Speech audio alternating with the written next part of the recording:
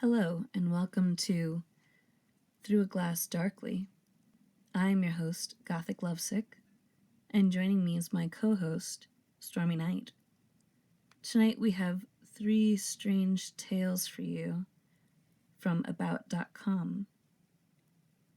Our first story, High Strangeness and Missing Time in Page by Lass.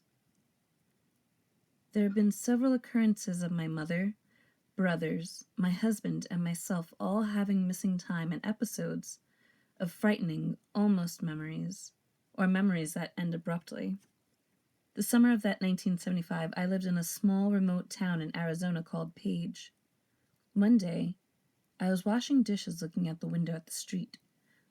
I was a young teenager, bored, when I saw this thing rolling down the street. It was canister-shaped, big as a large SUV, though there weren't too many of those back then. It was much larger than the compact car so popular. It was across the width of the entire street. Imagine rolling a vegetable can crosswise down the street. Stranger still, it was cloud-wrapped somehow, like a gray, dense, thready cloud substance contouring the shape of the thing. It was around 2 p.m., bright, sunny out. But it was silent, slow. It freaked me out. I called my mom to the window. She glanced out, then chased after me as I was running to the front door to look out at it. She also peeked out the door. We saw it rolling along right in front of us. I asked her, "Mom?" And she said, "It's a mosquito truck." Then I said, "No, it's not. You know it's not." The day is completely fractured after that.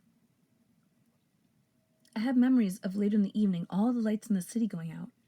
A blackout. I remember Mom getting candles, soothing us, telling us to follow her upstairs, us being myself at 13, my brother who was 14, my little brother who was 11, and my baby brother who was 3. I remember starting up the stairs after her. She was holding the youngest and the 3 of us close behind her.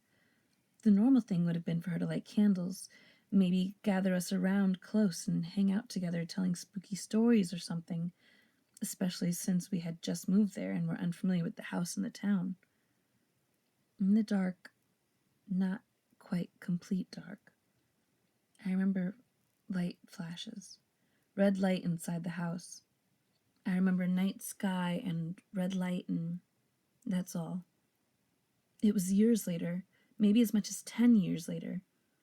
I remembered the blackout night and remembered heading up the stairs, and no more of the entire evening, except the sense of red light being there. The entire day, absolutely no memory of it. The third thing is here in a small town near Dallas, spring 2002. I'm married. My husband sleeps beside me. Our young son is sleeping upstairs. I awake to a room flooded with bright white blue light. At first I think, chopper. Cops use them to follow and spot people fleeing on foot. A fairly familiar noise I would easily recognize, even coming out of a deep sleep. This was profoundly different. I rolled out of bed into a crouch beside, eyes darting from window to window, realizing the light was equally bright on both sides of the room in both windows. The sound was what's scaring me to death. It was huge and organic and chunky, irregular, grinding. Its effect was inducing a nausea in me I've never experienced before or since. I clawed at my husband's arm. He awoke and I yelled, "Upstairs! Go check on the boy!" I was screaming this at him. And this is where it gets weird. He pulled me back into bed and laid his hand on my face and said, "Go back to sleep. This is none of our business." And that sentence is my last memory of the night. The next day, he remembered saying that to me, remembered the light and the noise and nothing else. My husband is a vigilant man. He has a conceal and carry license and carries several weapons. He would have been all over and around the house investigating so much as a trash can dumped over by a raccoon. Instead, we instantly lost consciousness. We asked the neighbors if they heard or saw anything. No. We called the police department to ask if there had been an air search. Nothing. We drove around looking for heavy equipment of any sort in the surrounding area. There was nothing. Other things have happened to my mother. She has seen aircraft and strange phenomena. None of us have been regressed by hypnosis, though we have discussed it. We decided together there are some things best left alone. Baby Monitor Time Warp by Sherry N. The long workday was coming to an end, and I was dutifully putting laundered clothes away in our bedroom when I heard a ruckus on the baby monitor. I thought it strange when I knew my husband and toddler were both in the living room quietly watching TV, as my 2-year-old drifted silently off to sleep, curled in my husband's lap as he caught the evening news. The bedroom door was straight in front of me, and I could see all the way down the hallway to my husband and son as the ruckus over the monitor continued. It didn't take long for me to realize the sounds were very familiar. Earlier in the day, I was in my toddler's bedroom, putting folded clothes into the drawers and picking up stray toys and books. As I was doing so, I was telling my son the story of Jack and the Beanstalk for the first time. Now I stood in disbelief as I heard the drawers being pulled open and shut and rustling of toys and books being put into their proper places. But I nearly fainted when I heard my son's voice over the monitor. I kept looking back and forth at my husband and now sleeping son in the chair in the living room, and the monitor sitting on my dresser that was literally replaying the specific events from earlier in the day. The monitor is a standard baby monitor bought from Walmart and is not a recorder, but instead monitors the sounds coming from the room as they are happening at present time only. I listened as my voice retold the story of Jack and the Beanstalk, as my son responded in baby talk to the tale he had never heard before. The incredible part was that this all happened 5 hours earlier on the same day. I quickly called my husband into the room as he listened to the last part of the story, with my voice coming through the monitor, and our son's coos and chuckles. He stood stunned and turned his head and looked at our sleeping son flop peacefully over his shoulder. In disbelief, he asked, "How in the hell?" as his voice drifted off, trying not to miss a thing. I just stared at him in the same disbelief. We both shook our heads. This has never happened before or since, and became pretty clear from the beginning that we were listening to some kind of warp in time. I never imagined in a million years that I would be witness to it, and must admit, if it should happen to you, it is indeed one of the most incredible moments one can ever experience. Phantom Basement by Amy B.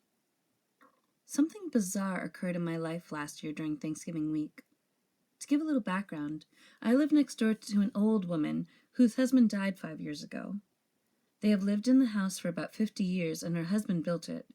It's a smallish house, and in the 14 years I've lived next door, I have never been inside. I would chat with her over the fence sometimes. One day last year, she came to the fence all upset and said there were men in her house, and she could not get them to leave. Would I come over and ask them to leave, please?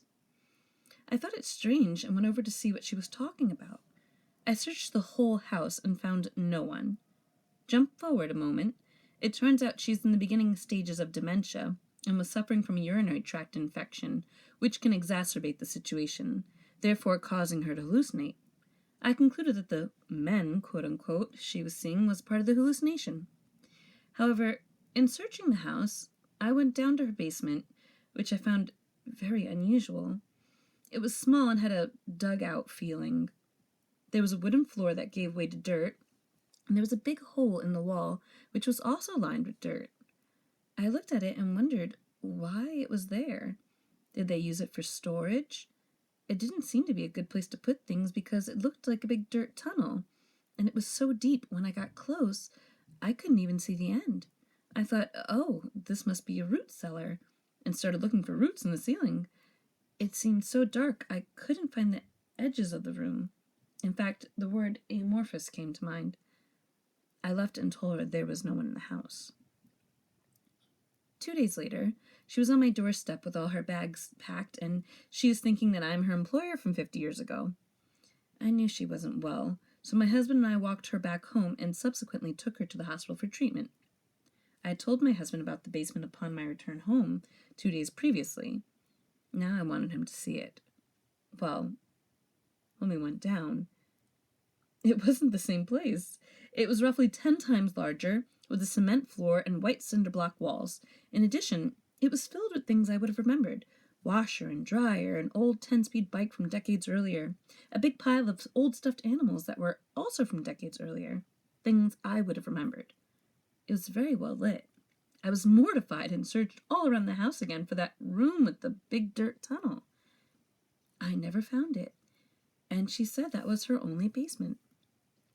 So not only did I see the first basement with the dirt tunnel when I was searching the house, I never saw the second one until I returned with my husband. Both times I searched every inch of the house. Don't forget, I was looking for someone and wanted to reassure her no one was there. It's a small place, so I couldn't have missed it. I can't explain it. It bothers me a lot. I've Googled, but I've never found any similar situations. If anyone can offer up any insight, I would be most appreciative, since I am not given to hallucinations and I am not on drugs. Hello again. Thank you for listening to our video. If you enjoyed it, please hit the like button, and also leave a message in the comments section. And remember, we see, but through a glass, darkly.